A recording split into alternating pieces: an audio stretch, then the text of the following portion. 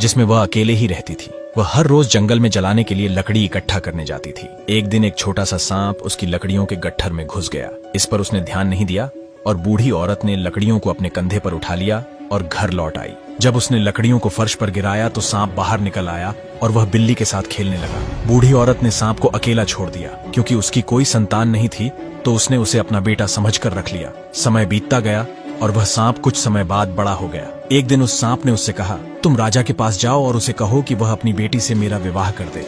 उस बूढ़ी औरत ने कहा, ठीक है मेरे बेटे, लेकिन तुम कैसे उम्मीद कर सकते हो कि राजा तुम्हें अपनी इकलौती बेटी देगा? तुम तो एक सांप हो। सांप ने कहा, इससे कोई फर्क नहीं पड़ता माँ, वैसे भी जाओ और हम देखेंगे कि राजा क्या कहता है। बूढ़ी औरत ने सांप के कहे अनुसार ही किया और राजा से मिलने चली गई। जब बूढ़ी औरत महल के द्वार के पास पहुंची, पहरेदार ने उससे पूछा कि उसे क्या चाहिए और राजा से उसका क्या काम है। उन्होंने उसे अंदर नहीं जाने दिया। फिर भी बूढ़ी औरत ने राजा से अकेले मिलने पर जोर दिया। आखिरकार पहरेदार ने उसे जाने की अनुमति दे दी। वह राजा के पास गई और उससे कहा, मैं इस बात से बहुत शर्मिंदा हूँ, लेकिन मैंने आपसे पूछने का वादा किया था, इसलिए मैं पूछूंगी। मेरा बेटा एक सांप है और वह आपकी बेटी से शादी करना चाहता है। जब राजा ने यह सुना तो वह क्रोधित हो गया और उसने बूढ़ी औरत को सीढ़ियों से नीचे धकेल दिया, जिससे उसके पैर में चोट लग गई। वह लड़खड़ाती हुई घर लौटी और सांप को कोसने लगी, क्योंकि अब वह अपंग हो गई थी। सांप ने उससे कहा, अपने पैर की चिंता मत करो, मैं इसे ठीक कर दूंगा, लेकिन तुम्हें अभी हार नहीं माननी चाहिए। फिर सांप ने एक अंगूठी निकाली, उस पर फूंक मारी और कहा, बूढ़ी औरत का पैर ठीक हो जाए। तुरंत उसका पैर ठीक हो गया। अगली सुबह सांप ने बूढ़ी औरत को फिर राजा के पास भेज दिया और वही हुआ। लात घूंसों और पिटाई के बाद उसने कसम खाई कि वह फिर कभी महल में पैर नहीं रखेगी। तीसरे दिन सांप ने उससे कहा, आखिरी बार फिर से राजा के पास जाओ और विवाह का प्रस्ताव रखो। बुढ़िया पहले तो अनिच्छुक थी, लेकिन सांप ने वादा किया था कि यह आखिरी बार है, इसलिए वह राजा के पास वापस गई। बूढ़ी औरत राजा के पास पहुंची और बोली, महाराज, मुझे अपने बेटे के लिए आपकी बेटी को पत्नी के रूप में लेना होगा, अन्यथा मैं बहुत बड़ी मुसीबत में पड़ जाऊंगी। राजा ने हंसते हुए कहा, मैं अपनी बेटी को कुछ शर्तों के तहत तुम्हारे बेटे को दूंगा। कल तक तुम्हारी झोपड़ी मेरे जितनी बड़ी महल बन जानी चाहिए, तुम्हारे दरवाजे से मेरे दरवाजे तक का रास्ता रेशम से बना होना चाहिए और 400 सेवक घोड़ों पर सवार होकर प्रतीक्षा कर रहे होने चाहिए, जो धरती पर मौजूद हर रंग के कपड़े पहने हुए हों। अगर तुम कल सुबह तक यह सब कर सकती हो तो मैं अपनी बेटी की शादी तुम्हारे बेटे से कर दूंगा। बुढ़िया ने यह सब सुनकर चली गई। इस बार उसे लात घूंसे नहीं मारे जाने की खुशी थी। उसने सांप को बताया कि राजा ने क्या कहा था और सांप ने कहा, बस इतना ही, सब कुछ समय पर तैयार हो जाएगा। जब आधी रात हुई तो सांप ने एक अंगूठी निकाली और उस पर फूंक मारी और कहा, बुढ़िया की झोपड़ी राजा के महल से भी बड़े महल में बदल जाए, हमारे दरवाजे और राजा के दरवाजे के बीच का रास्ता रेशम से बन जाए और हर रंग के कपड़े पहने हुए घोड़े पर सवार 400 सेवक हमारी आज्ञा का इंतजार करें। इतना कहते ही झोपड़ी एक भव्य महल में बदल गई। बुढ़िया और राजा के महल के बीच रेशम का रास्ता बन गया और 400 सेवक घोड़ों पर हर रंग के कपड़े पहने महल के चारों तरफ से पहरा देने लगे। जब सांप ने अपना काम पूरा कर लिया तो वह सोने के लिए लेट गया। अगली सुबह जब राजा उठे तो उन्होंने खिड़की से बाहर देखा तो एक बहुत बड़ा शानदार महल दिखाई दिया। यह देख राजा आश्चर्य में पड़ गए कि यह किसका महल है। उन्होंने अपनी पत्नी को बुलाया और उससे पूछा, क्या यह वास्तव में एक महल है या मेरी आंखें मुझे धोखा दे रही हैं? उसकी पत्नी ने उत्तर दिया, हाँ स्वामी, यह एक महल है। कल वहाँ एक झोपड़ी थी जो एक बूढ़ी औरत की थी। तब राजा को उन शर्तों की याद आई जो उसने बूढ़ी औरत से रखी थी और वे दोनों अपनी बेचारी बेटी के भाग्य पर विलाप करने लगे। अब उसे सांप से शादी करनी होगी, क्योंकि उन्होंने अपना वचन दिया था और उसे तोड़ नहीं सकते थे। इधर सांप शादी के लिए उत्सुकता से तैयार होकर घोड़े पर सवार अपने सैनिकों के साथ चल दिया। राजा दुखी मन से राजकुमारी और सांप की शादी करवा दिया। विवाह संपन्न होने के बाद जब सांप राजकुमारी के कक्ष में गया तब राजकुमारी सांप को देख डर के मारे चिल्ला उठी। राजकुमारी के डरने से सांप अपनी त्वचा उतार दी और इतना सुंदर युवक बन गया कि वह पूरी तरह से अभिभूत हो गई। फिर सांप ने कहा, मेरी प्यारी पत्नी, कभी किसी को यह मत बताना कि मैं रात में इंसान हूँ और दिन में सांप, क्योंकि अगर तुम ऐसा करोगी तो मैं गायब हो जाऊंगा और तुम मुझे फिर कभी नहीं पा सकोगी। लड़की ने कहा, ठीक है, मैं किसी को नहीं बताऊंगी, लेकिन कम से कम मुझे यह तो बताओ कि तुम्हारा नाम क्या है। उसने उसे बताया कि उसका नाम लखन है। अगली सुबह राजा ने अपने दूत को सांप के महल में यह पता लगाने के लिए भेजा कि क्या उसकी बेटी अभी भी जीवित है। जब दूत ने यह देखा कि लड़की बिल्कुल ठीक है और खुश भी है तो उसने राजा को बताया, महाराज, चिंता करने की कोई जरूरत नहीं, राजकुमारी बिल्कुल ठीक है और बहुत खुश है। ये सुन राजा को संदेह हुआ और उसने जो सुना था उस पर विश्वास नहीं किया। अगले हफ्ते राजा ने अपनी बेटी और सांप को दोपहर के भोजन पर आमंत्रित करने के लिए एक नौकर भेजा। जब उसकी बेटी और दामाद आए तो लड़की की माँ रोते हुए कहा, ओह मेरी बेचारी बेटी, हमने तुम्हें इतना दुख दिया है, तुम कितनी दुखी हो। लेकिन लड़की ने जवाब दिया कि वह बहुत भाग्यशाली महसूस करती है। कुछ दिनों बाद शहर के दूसरे हिस्से में एक भव्य विवाह समारोह होने वाला था। जिसमें राजा और उसकी बेटी को आमंत्रित किया गया था। सांप ने अपनी पत्नी से कहा,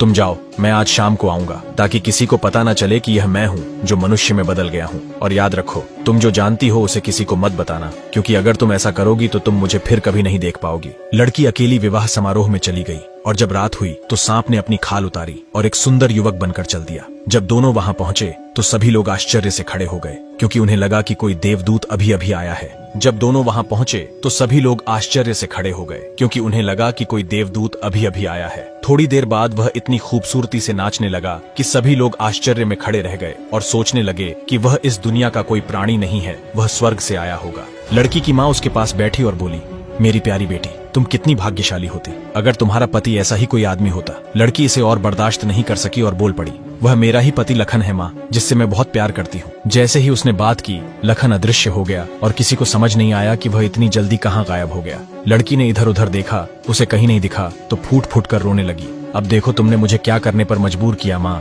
उसने मुझे चेतावनी दी थी कि मैं किसी को ना बताऊं कि वह कौन है, नहीं तो वह मुझे हमेशा के लिए छोड़ देगा। मुझे उसकी तलाश में निकल जाना चाहिए। उसने मुझसे कहा कि अगर मैंने उसे खोजने की कोशिश की तो मुझे लोहे के जूते, लोहे की छड़ी और एक यात्रा बैग की आवश्यकता होगी। उसके माता पिता ने उसे वह दिया जो उसे चाहिए था। वह अपने पति की तलाश में निकल पड़ी।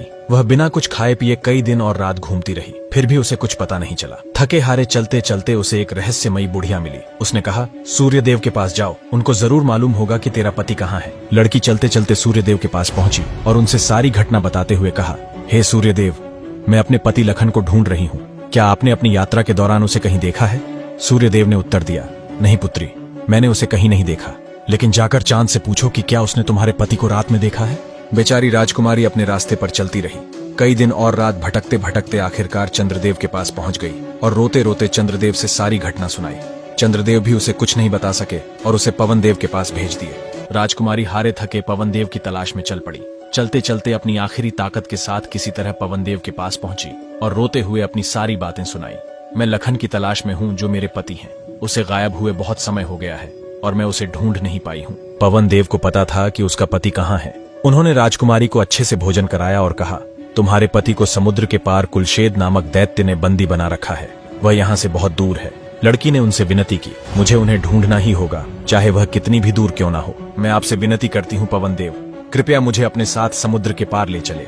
पवन देव ने कहा, मैं तुम्हें अपने साथ ले जाना चाहता हूँ, लेकिन मुझे डर है कि तुम रास्ते में गिर जाओगी, क्योंकि मैं बहुत तेज हूँ। लड़की ने उन्हें आश्वस्त किया कि मैं नहीं गिरूंगी, कृपया मुझे अपने साथ ले चलिए। पवन देव को राजकुमारी पर दया आ गई और उसने उसे अपनी पीठ पर उठा लिया और कहा, मेरे बालों को पकड़ो और नीचे मत देखो, नहीं तो तुम्हें चक्कर आ जाएगा। पवन देव ने एक तेज झोंका मारा और लड़की को समुद्र के पार ले जाकर एक झरने के पास छोड़ दिया। ये बेचारी राजकुमारी अभी आराम करने के लिए बैठी ही थी कि अचानक पहाड़ों से एक भयानक दहाड़ गूंजी। झरने के पास कुलशेद प्रकट हुआ और राजकुमारी को देखते ही खुशी से उछलने लगा। उसने राजकुमारी को पकड़ लिया और उसे अपने घर ले गया, जहां लखन को बंदी बनाकर रखा था। जब दैत्य ने राजकुमारी को पकड़ के अपने घर लाया तो लखन ने अपनी पत्नी को तुरंत पहचान लिया, लेकिन कुछ कहने की हिम्मत नहीं हुई, क्योंकि वह कुलशेद से डर गया था। यह सुनिश्चित करते हुए कि कुलशेद को पता न चले, उसने अपनी अंगूठी एक जग में फेंक दिया ताकि राजकुमारी को पता चले कि वह यहाँ है, और यह काम कर गया। जब वह जग को धो रही थी तो अंगूठी उसके हाथ में आ गई और उसने तुरंत पहचान लिया कि यह उसके पति की अंगूठी है। और जब वे एक दूसरे से मिले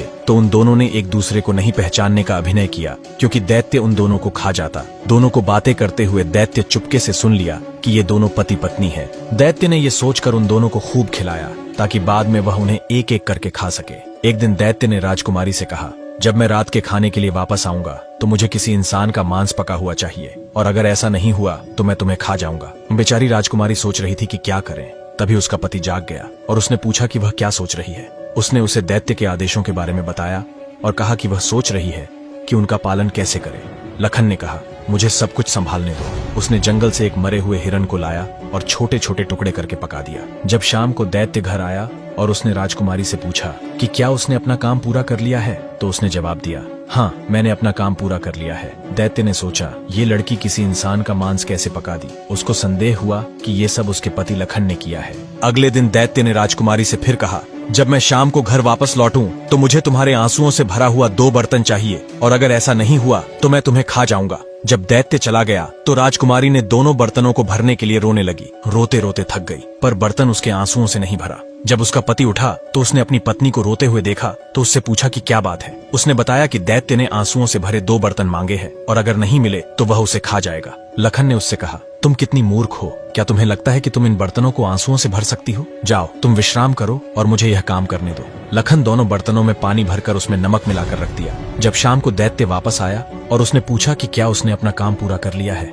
तो राजकुमारी बोली, हाँ, मैंने दोनों बर्तनों को अपने आंसू से भर दिया है। दैत्य ने जाकर देखा तो दोनों बर्तन वास्तव में आंसुओं से भरी हुई थी। उसने उस तरल को अपने जीभ पर रखा तो उसे बिल्कुल आंसू जैसा नमकीन महसूस हुआ। दैत्य को फिर से उस पर संदेह हुआ कि ये काम उसके पति लखन का है। ये सोचकर दैत्य लखन से नफरत करने लगा और उसने योजना बनाई कि वह उसे कैसे खाएगा। लेकिन लखन को खतरा महसूस हुआ, इसीलिए उसने पुराने कपड़े पहने और दैत्य के जंगल में लकड़ी काटने चला गया। दैत्य ने जंगल में चारों तरफ लखन को खोजने लगा, लेकिन वह नहीं मिला। एक दिन जब दैत्य जंगल से गुजर रहा था, तभी जंगल से लकड़ी काटने की आवाज दैत्य के कानों में पड़ी। भागते हुए उस आदमी के पास आया और गुस्से में उससे बोला, मेरे जंगल में लकड़ी क्यों काट रहा है? उस आदमी ने बोला, हे दैत्य महाराज, मैं एक गरीब आदमी हूँ और एक युवक के लिए ताबूत बना रहा हूँ जो अभी अभी मरा है। दैत्य ने पूछा, वह युवक कौन था? आदमी ने बोला, एक बहुत ही सुंदर लड़का था, बिल्कुल किसी राजकुमार जैसा, और उसका नाम लखन था। जब दैत्य ने सुना कि लखन मर गया है तो वह बहुत खुशी से उछलने लगा और उसको बिल्कुल संदेह नहीं हुआ कि जो आदमी लकड़ी काट रहा था वही लखन है। आदमी ने पूछा, क्या तुम उस लड़के को जानते हो? दैत्य ने उसे सारी बातें बताई कि कैसे उसे बंदी बनाकर रखा था। दैत्य ने उससे बात करते करते ताबूत के अंदर चढ़ गया। जैसे ही दैत्य ताबूत के अंदर चढ़ा, लखन ने तुरंत ताबूत को बंद कर उसमें आग लगा दिया। जब उसने ये सुनिश्चित कर लिया कि दैत्य जलकर राख हो गया है तो वह घर लौट आया और अपनी पत्नी से सारी बातें बताई और फिर उन्होंने अपना सारा सामान लेकर खुशी खुशी वापस अपने महल चलाए। दोनों महल में खुशी से रहने लगे और लखन, जो कभी श्राप के कारण सांप था, अब वो इंसान के रूप में आ गया। दोस्तों, ये कहानी आपको कैसी लगी? Comment box